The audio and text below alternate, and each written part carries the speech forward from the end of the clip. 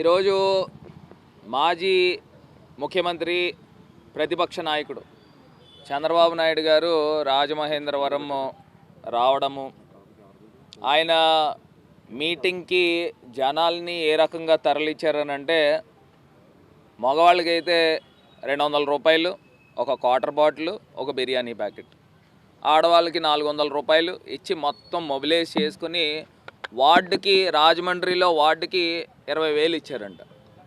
అది ఆయన తాలూకా ఇమేజ్. ఇది కాకుండా ఆయన చేసిన వ్యాఖ్యలు నిజంగా హాస్యాస్పదంగా ఉంది. ఇప్పుడు ఒక అంశం గురించి, నా గురించి మాట్లాడేది నేను నెక్స్ట్ చెప్తాను. ఇప్పుడు పోలవరం ప్రాజెక్టుకి సంబంధించి ఏం చేసావు నాయన నువ్వు?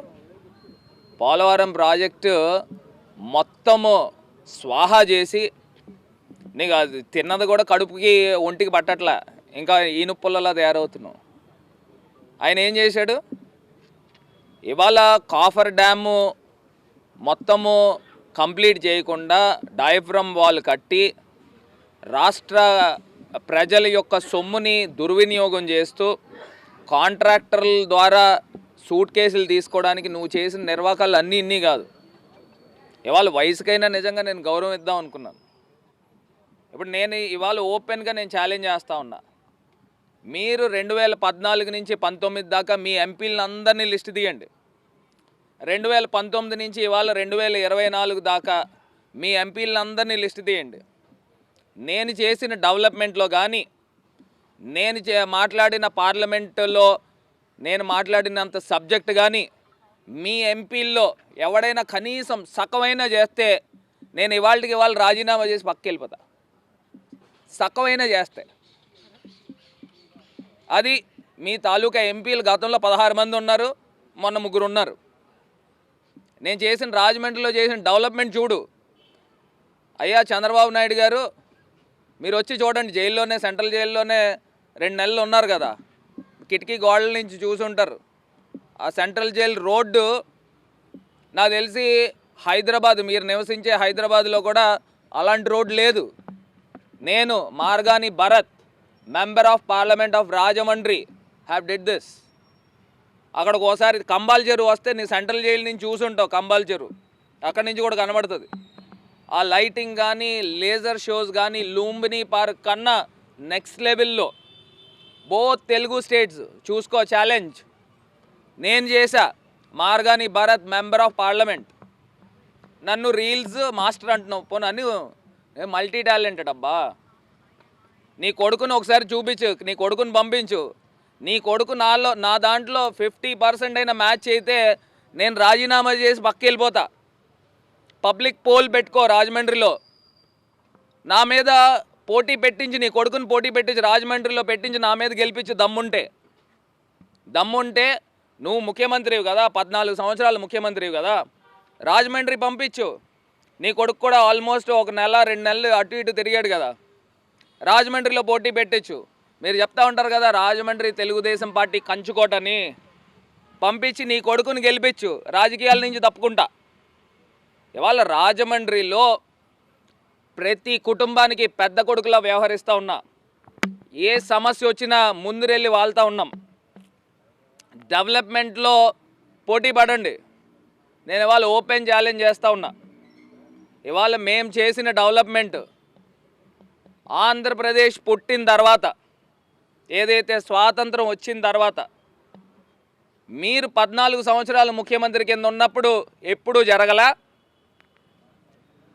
నేను జగనన్న ముఖ్యమంత్రి ఉంటుండగా 2.5 సంవత్సరాలు కరోనాతో పోయిన తర్వాత 2 సంవత్సరాలు ఇంత డెవలప్మెంట్ చేశాం. అది మర్చిపోబాకండి. ఇవాళ ఇంత గొప్పగా మేము తీసుకొచ్చి డెవలప్మెంట్ చేస్తూ ఉంటే దానిపైన తీసుకొచ్చి ఏదో పేపర్ చూసుకోవడం, చదవడం, ఎవడో పనికిమాలిన సన్నాసి రాసి ఇచ్చినట్టున్నాడు, అది చూసి చదివేస్తున్నాడు. అంతకు మించి మన దగ్గర సబ్జెక్ట్ లేదు. ఇంకా వయసు అయిపోయింది, కృష్ణారామ అని చెప్పేసి మనవాళ్ళతో ఆడుకోకుండా ఇంకా పట్టుకుని కూర్చుని రాజకీయాలు చేద్దామని అనుకుంటే ఇంకా సాగో. ఆల్రెడీ యూత్ వచ్చేసారు. యంగ్స్టర్స్కి అవకాశాలు ఇవ్వాలా. అదే నేను అందు గురించి చెప్తున్నా. మీ కొడుకుని పంపించండి. రాజమండ్రి తెలుగుదేశం ఎమ్మెల్యే కిందన పోటీ చేయమని పంపించండి. ఆయన ఏదో చెప్తున్నాడు కదా, ఒక ఎంపీని తీసుకెళ్ళి ఎమ్మెల్యేకి తోస్తాడని. మరి తమరేంటో నాకు అర్థం కావట్లే. తమరు ఎమ్మెల్యే కాదా? మీరేంటండి? మీరు ఎమ్మెల్యేనే కదా, మరి మిమ్మల్ని ఎక్కడ తోసేయాలా? అది మీ కార్యకర్తలు ఆల్రెడీ మిమ్మల్ని స్టేజ్ మీద తోసేపోయారు. తోసేపోతే గబుక్కుమని గన్మ్యాన్లు చాలా చాకచక్యంగా పట్టుకున్నారు. లేదా స్టేజ్ మీద నుంచి కింద పడిపోతే కాళ్ళు చేతులు ఇరిగిపోయేమో. కొన్ని నూకలు ఉన్నాయి మీకు కూడా. ఒకటి, మనము ఇంకొకళ్ళ గురించి మాట్లాడే ముందు వాళ్ళ గురించి సబ్జెక్ట్ తెలుసుకోండి. నేను 15% వాటాలు తీసుకుంటున్నానని చెప్తా ఉన్నారు. ఎక్కడైనా దమ్ముంటే ప్రూవ్ చేయండి. మీరు ఎంతమంది ఏజెన్సీలను పెట్టుకుంటారో ఏం పెట్టుకుంటారో, సొంత ఆస్తులు అమ్ముకుని ఇవాళ రాజకీయాలు చేస్తున్నాం. ఏదో డబ్బులు సంపాదించడానికి రాజకీయాల్లోకి రాలా. ఇవాళ పేరు సంపాదించుకోవడానికి రాజకీయాల్లోకి వచ్చాం. ప్రజల గుండెల్లో అభిమానం సంపాదించుకోవడానికి రాజకీయాల్లోకి వచ్చాం. స్వచ్ఛమైన ప్రజలు రాజకీయాల్లో ఎడ్యుకేటెడ్ యంగ్స్టర్స్ వస్తే ఈ రకంగా డెవలప్మెంట్ అవుతుంది. మీ తాలూకా వాళ్ళు కూడా ఉన్నారు, తెలుగుదేశం పార్టీ ఎమ్మెల్యే కుటుంబాలు కూడా ఉన్నాయి. వాళ్ళు వడ్డీ వ్యాపారాలు చేసి, చిట్లు వ్యాపారాలు చేసి అడ్డంగా దొరికి సెంట్రల్ జైల్లో ఉండి వచ్చిన వాళ్ళు. మీరు వాళ్ళని పక్కన పెట్టుకుని నా గురించా మాట్లాడేది? మన పక్కన ఉన్న వాళ్ళు ఎలాంటి వాళ్ళు ఉన్నారు అవన్నీ చూసుకోండి. ఇంకొకటి, ఆవ భూముల్లో నా వాటా 150 కోట్లు అన్నావు. నువ్వు నిజంగా ప్రూవ్ చేస్తే రాజకీయాల నుంచి తప్పుకుని వెళ్ళిపోతాను. నేను ఎక్కడికో వెళ్ళిపోతాను.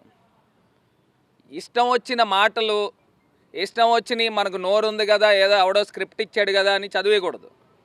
ఆ మనిషి ఏంటి, ఆ కుటుంబం ఏంటి, కుటుంబ నేపథ్యం ఎక్కడి నుంచి వచ్చింది, మా సొంత ఆస్తులు అమ్ముకుని మేము ఏ రకంగా రాజకీయాల్లోకి వచ్చాము, మేము సంపాదించుకున్నది 1 రూపాయైనా ఉంటే అక్రమంగా మీరు ప్రూవ్ చేయండి, మేము వెళ్ళిపోతాం రాజకీయాల నుంచి. ప్రూవ్ చేయక్కర్లా, మా మనస్సాక్షికి తెలుసు మేమేంటనేది. ఇవాళ రాజమండ్రిలో ఇంత అద్భుతంగా డెవలప్ చేస్తూ ఉంటే నువ్వు నోటికొచ్చిన మాటలు మాట్లాడేది. ఇవాళ నేను ఓపెన్గా మీకు ఛాలెంజ్ చేస్తూ ఉన్నా. ఇవాళ జగనన్న వైఎస్ఆర్ ఆసరా మొన్న ఇచ్చి ఉన్నారు.